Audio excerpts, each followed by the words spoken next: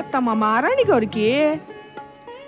ఏటి చెప్పేదే, మా అద్దుటమే ఎంతో బాగుంది గందా. మా మహారాణి గారు మా ఊరికి వచ్చేసినారు. మాతో మాట్లాడేందుకో మా మనసుకి ఎంతో సంబరంగా ఉంది. ఆరికి మన మీద దయాదార్చిందని ఉన్నాయి. చెప్పండి, మన మహారాణి గారికి జయము. మా మహారాణి గారికి జయము.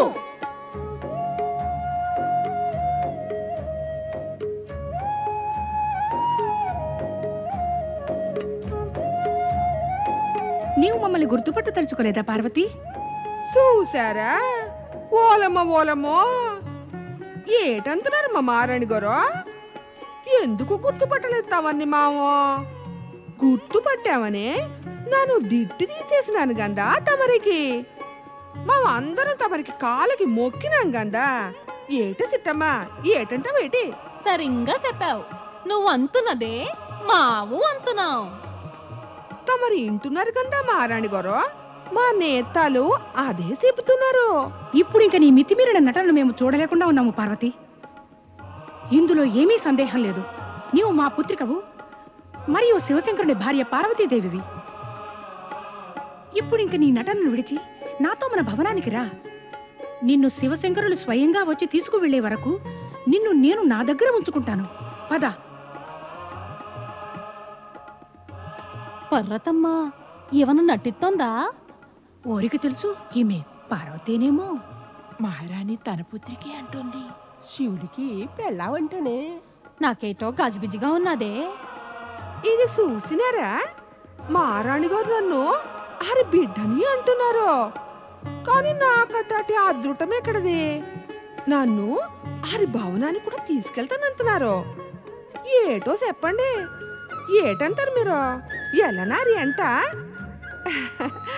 లేదు లేదు, మిమ్మల్ని అందరినీ ఇడిసి నాని ఎట్టా ఉండగలనా? ఇది పార్వతి కాదే, పర్వతమ్మే పర్వతమ్మ.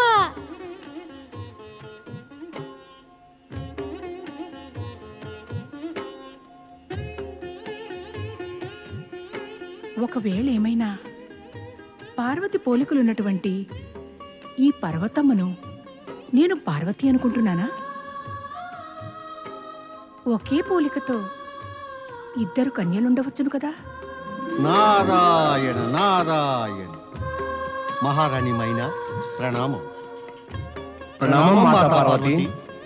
ప్రణామం మాతామహి. మాత, మీ యొక్క ఈ అపరిచితమైన నటన వల్ల ఏదైనా అనర్థం జరిగిపోవచ్చును. అలిగి వెళ్ళిన ఆ పరమేశ్వరులు అత్యంత సుందర నర్తకి మహానంద యొక్క భవనానికి వెళ్ళారు. అక్కడ మహానంద వారిని వలలో వేసుకోవడానికి అనేక విధాలుగా ప్రయత్నిస్తోంది.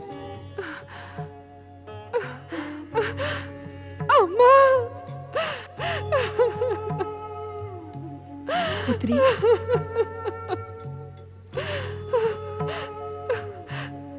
విన్నారా మా తైది?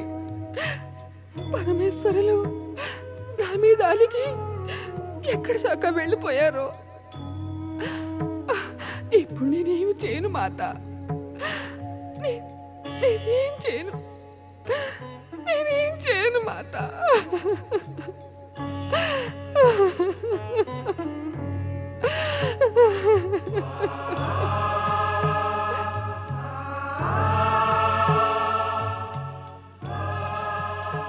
కన్నీరు పెట్టకండి మాత.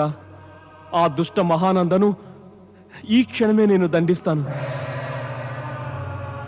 శ్రీ గణేశ, నేనేమైనా పొరపాటు చేశానా? లేదు దేవర్షి, పొరపాటేముంది? మీరైతే రహస్యాన్ని బయటపెట్టి పరిస్థితిని చక్కబరిచారు. వాస్తవానికి మనమందరం శివలీలా పాలన చేస్తాము. వారేది కోరితే అదే చేస్తాము.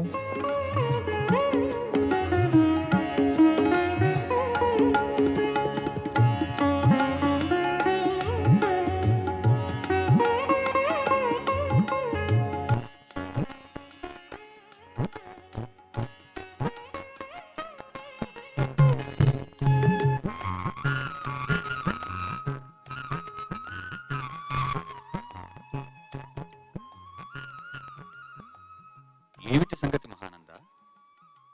నీ సుందర వదనారవిందంపై విచార ఛాయలెందుకు కప్పుకుని ఉన్నాయి?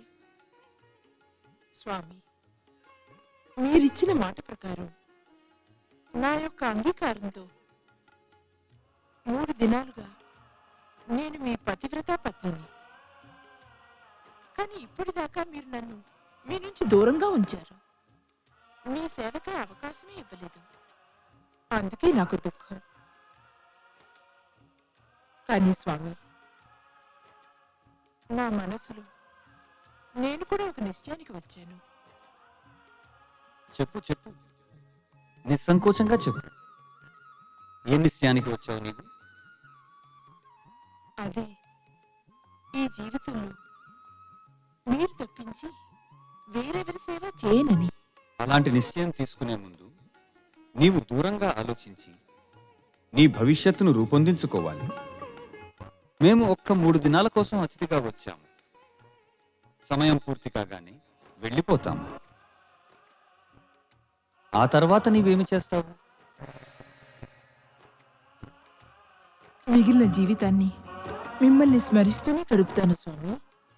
కేవలం మీ స్మృతులలోనే.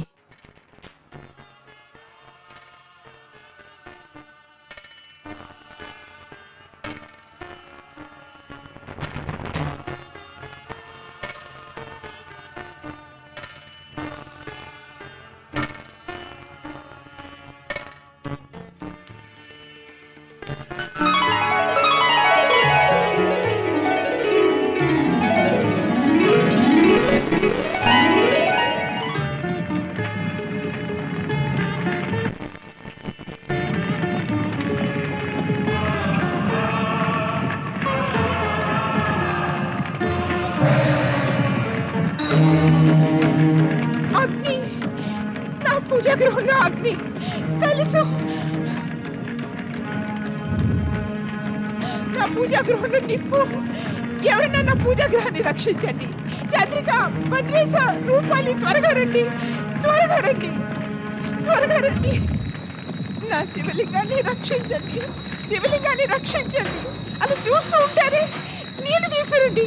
వదలండి నన్ను, వదలండి నన్ను, వదలండి నన్ను.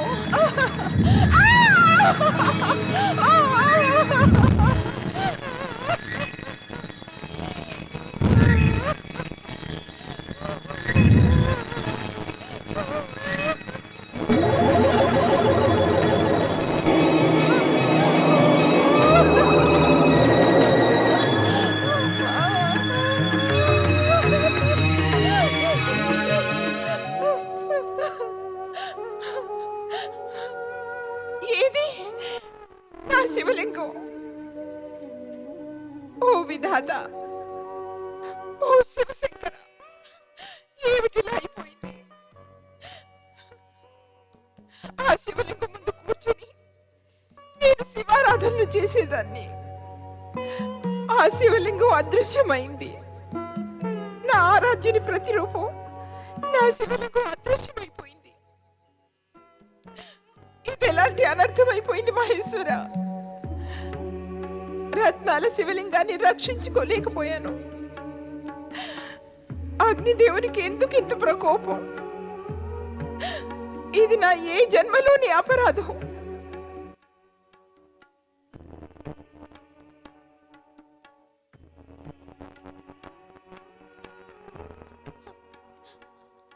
మమ్మల్ని క్షమించండి అమ్మా. కైలాస మహారాణి పార్వతి. నువ్వు పార్వతమ్మవు కావు, పార్వతీదేవి అని. మమ్మల్ని క్షమించండి, మా వల్ల పొరపాటు అయిపోయింది, మమ్మల్ని క్షమించండి అమ్మా. మేము అనుకుంటున్నావు నువ్వు మనకి మా ఊరి పిల్లవని. నువ్వేమో పార్వతివాయి. మమ్మల్ని క్షమించు దేవి. ఏటేటో ఊసులాడేశాము నీతో. నువ్వెంతో పెద్ద మహారాజు బిడ్డవి, తిలోకనాథుడు శివునికి భార్యవు. ఓయమ్మో, మమ్మల్ని క్షమించండి అమ్మా. అరే, మీరంతా ఏమిటి క్షమా క్షమా అంటూ ఒకటే వల్ల వేస్తున్నారు? అరే, అదేటదే క్షమా క్షమా అంటూ ఊకున్నారండి మీరందరూ.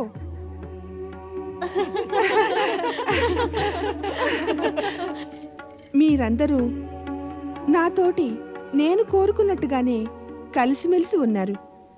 మీ మనసులు స్వచ్ఛము, ప్రేమభరితమైనవి.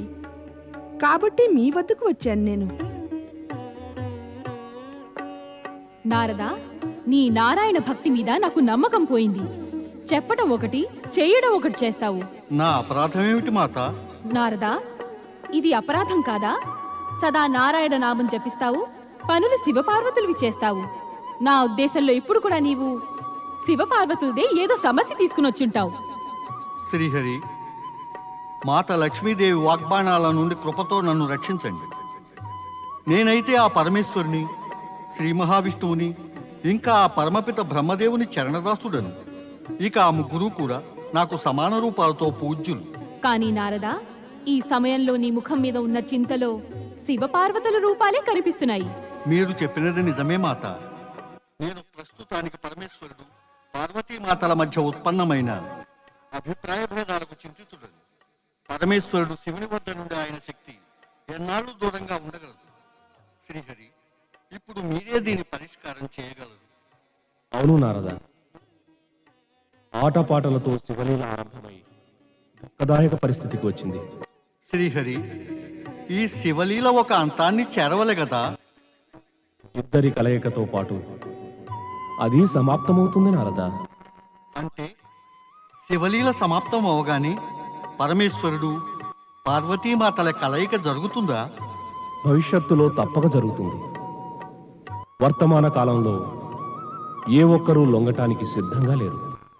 కానీ శ్రీహరి, త్రిమూర్తులు సర్వజగత్తులో చెబుతూ వచ్చారు, లొంగదీసుకోవడానికి లొంగడమే ఆవశ్యకమని. పరమపిత బ్రహ్మదేవులతో నివేదించుకుని వస్తున్నాను. వారు మీరు ప్రయాసపడితేనే ఈ సమస్యని పరిష్కరించగలరని.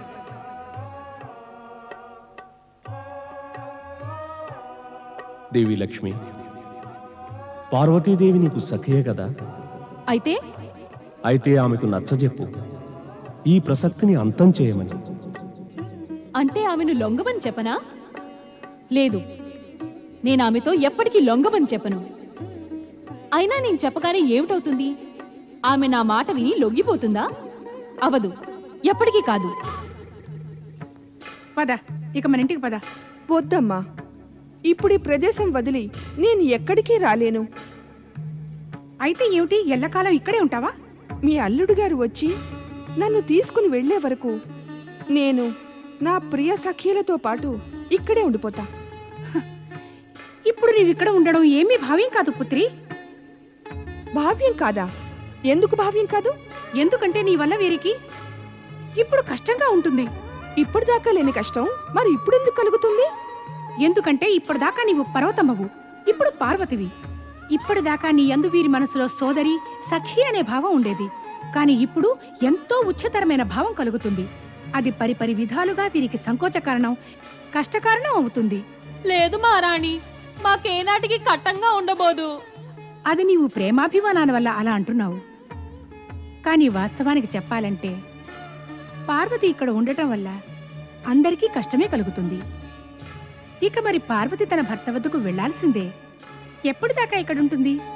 ఎప్పటికైనా వెళ్లాల్సిందే కదా. నేను చెప్పాను కదా అమ్మా, మీ అల్లుడు గారు వచ్చేంతవరకు. మాట వింటావా? మరి ఆయన నిన్ను బ్రతిమలాడాలంటే ఆయన్ని బ్రతిమలాడడానికి ఎవరు వెడతారు? నేను ఆయన్ను బ్రతిమలాడనా? వెళ్ళి అడగనా? అల్లుడు గారు, నా మాట వినండి, నా పుత్రికను బ్రతిమలాడండి, రండి. అరే, ఇన్నాళ్లుగా మీతోటి స్నేహితురాలుగా కలిసి ఉంది పార్వతి. ఈమెను మందలించలేరా? వెళ్ళమని మీరు చెప్పలేరా? ఆ యమ్మను ఈడ నుండి ఎల్లమని ఓరన్నా చెప్పగలరా ఏటి? ఇక్కడ నుండి వెళ్ళమని చెప్పవద్దు. పోనీ ఆమె తల్లిదండ్రుల ఇంటికైనా వెళ్ళమని చెప్పండి. తర్వాత తన భర్త ఇంటికి పంపించడానికి ఏర్పాట్లు చేయవచ్చును కదా. మీరందరూ ఈమెకు స్నేహితురాళ్ళు. ఈమె యొక్క మంచి కోరరా? చెప్పిన మాట ఇనుకోండి దేవి పార్వతి. మారాణి గోరి చెప్పిన మాట ఇనుకోండి. అవును దేవి, అమ్మగారు చెప్పిన మాట వినుకోవడమే మంచిది. మా అందరికీ మీరు సుఖంగా ఉండాలని అనిపిస్తుంది దేవి పార్వతి. విన్నావా పార్వతి? ఇప్పటి వరకు నీ స్నేహితురాళ్ళకి నీ మీద ముందున్న స్నేహభావం లేదు, మర్యాదగా ప్రవర్తిస్తున్నారు. ఇప్పుడు వారు నిన్ను పర్వతమ్మ అని పిలవడం లేదు, నిన్ను దేవి పార్వతి అని పిలుస్తున్నారు. ఇప్పుడు ఇక్కడ నీవు ఎలా ఉండగలవు? ఉంటాను, తప్పకుండా ఉంటాను. నేను వీరితో స్నేహభావంతోనే ఉంటాను, పర్వతమ్మగానే ఉంటాను. మరైనా నీవు ఇక్కడ నుండి వెళ్ళవలసే వస్తుంది. వెళతాను, కానీ సమయం వచ్చినప్పుడే. అయితే మరి పరమేశ్వరుని వద్దకు వెళ్ళి ఆయనను బ్రతిమలాడి ఇక్కడకు తీసుకుని రావడం కన్నా వేరే ఉపాయమేమీ లేదు. ఇక ఇప్పుడు అదే చెయ్యాలి పార్వతి. కన్నబిడ్డల సుఖం కోసం మాతాపితలు ఎన్నెన్నో చేయవలసి వస్తుంది కదా.